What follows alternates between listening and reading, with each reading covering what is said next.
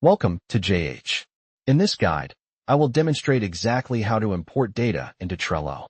Start by navigating to the Power UPS section and clicking on Add Power UPS.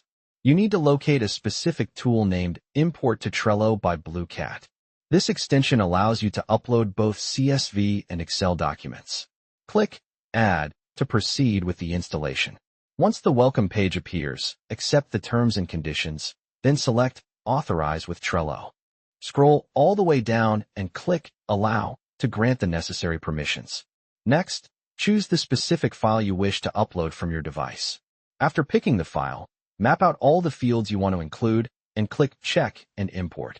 The system will then process your data and confirm exactly how many cards were successfully created.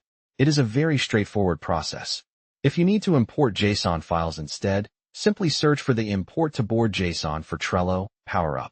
The setup follows the same steps as the first one, but provides full JSON compatibility. If you found this tutorial helpful, please consider liking the video and subscribing to the channel. I will see you in the next tutorial.